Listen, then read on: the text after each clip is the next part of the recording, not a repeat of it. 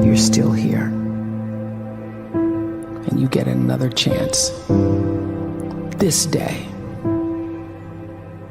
to do better and be better. Another chance to become more of who you were created and what you were created to fulfill.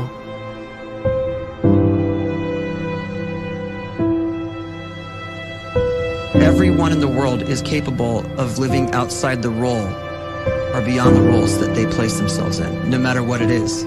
You're not just a dad, you're not just a banker, you're not just a brother or a son or a convict. It doesn't matter. Like, everyone is bigger, much bigger, infinitely bigger than the roles they place themselves in, and is capable of reaching potential greater than anything they could imagine.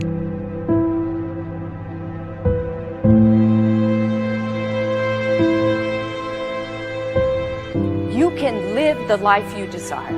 It's right there in front of you. But in order to achieve it, you must first see it, then believe it, and then you must graciously ask and train your brain to help you execute your vision.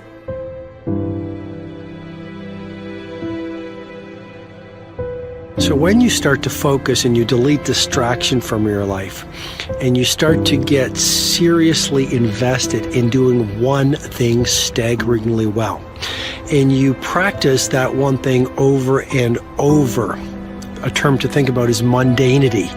You do one simple, seemingly insignificant thing every day around your main skill, and it's very mundane, but small daily improvements over time lead to world-class results. Well, here's what happens in your brain. You start to isolate a single neurocircuit around that skill, and that starts to trigger a certain type of brain cell called an oligodendrocyte, which then releases myelin. Myelin is a fatty tissue that starts to wrap around that single neurocircuit related to that main skill you've been practicing. And when myelin starts to wrap around the brain circuit, what happens is you have accelerated learning times, you can see more quickly, heightened perception, and you'll learn more quickly. And that is really the quote-unquote secret of the great producers. It's not a result of some natural gift, but their daily practice, their relentlessness and their grit, their work ethic, and their singular focus and sacrifice.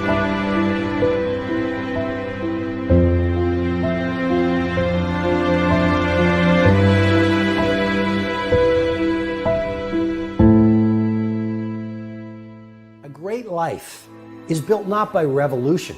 A great life is built by evolution. Small and steady wins the race. What you do every day is far more important than what you do once every decade. I want you to really think about that idea. What you do every day is simply your life in miniature. And as you live every single day, so you're crafting your life. What you do over the next hours is really building your future. And if you can just get every single pocket of 24 hours right as best as we humanly can, the rest of our life is going to take care of itself. So small wins matter. The scripture says we will eat the fruit of our words. You are planting seeds when you talk. At some point, you're going to eat that fruit. My challenge is make sure you're planting the right kind of seeds. If you want apples, you have to sow apple seeds. If you want oranges, you can't plant cactus seeds, poison ivy seeds, mushroom seeds. You're going to reap fruit from the exact seeds that you've been sowing. In other words, you can't talk negative and expect to live a positive life. You can't talk defeat and expect to have victory. You can't talk lack, not enough, can't afford it, never get ahead, and expect to have abundance. If you have a poor mouth, you're going to have a poor life. If you don't like what you're seeing, start sowing some different seeds.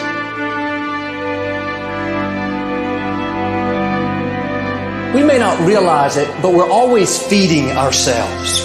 What we watch, listen to, the people we're around, the thoughts we're dwelling on, that's feeding our inner man. If you go to lunch with people that talk bad about the boss, make fun of a coworker, put down a friend. They're feeding you gossip, feeding you jealousy, feeding you disrespect. Here's the key. Whatever you feed is going to grow. You may not like what they're feeding you. You're a nice person. But if you continue to hang around them, before long, you'll be gossiping. You'll be critical. You'll be disrespectful. Why? Because you kept feeding the wrong things. If you're always feeding negative thoughts, thinking, I'll never get well, I'll never meet the right person, you're feeding doubt, feeding mediocrity, feeding fear. If you know exactly what you want to be, you need to spend as much time with people that are actually that already.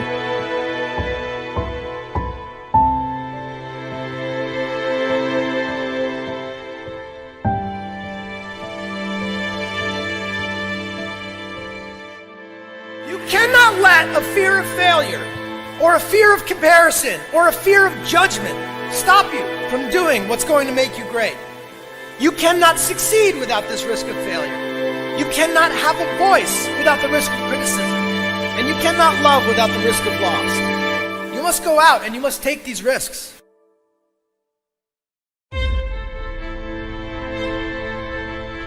You don't have the time to waste time, because time doesn't wait till you discover your purpose. If you don't know why you was born, time is still moving. And if you discover your purpose at 90 years old, it's too late.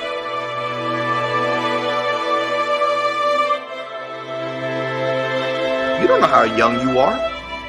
What if you die in 2 years? You're pretty old right now. You got 2 years left.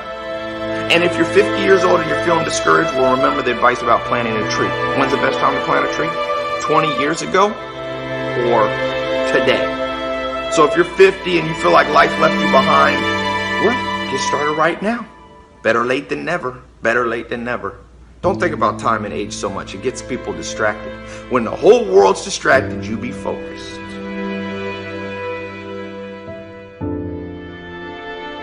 You have to trust your own voice, your own ideas, your honesty, your vulnerability, and through this you will find your way. You do not have to be fearless. Just don't let fear stop you. Live like this as best you can, and I guarantee you will look back on a life well lived. You are capable of greatness in your profession, and more importantly, in your quality of self. Stay hungry. Stay young at heart. Take those risks. You are going to change the world around you in big ways and in small.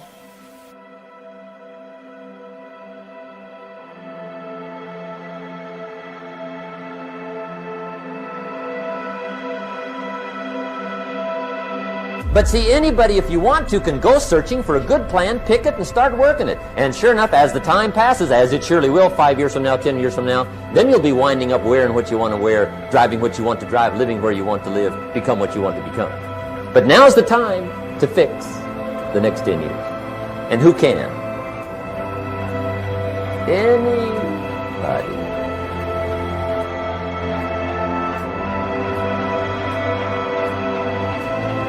You were created to give life and make a difference with your gift somewhere. That's why you came to this place.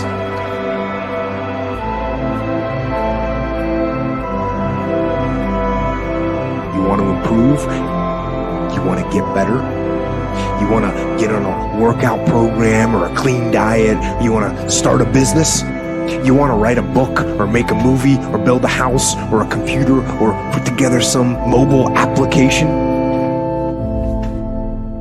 Where do you start?